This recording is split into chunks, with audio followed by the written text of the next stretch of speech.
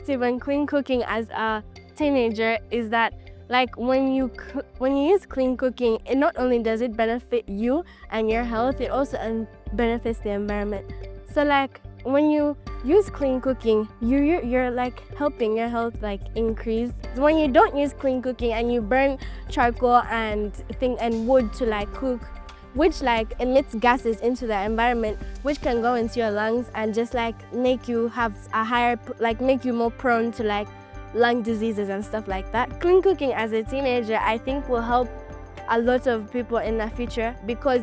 it will help us like keep the environment clean and like more healthy, and like it will just like help us like reduce deforestation, which will increase the oxygen in the like atmosphere, and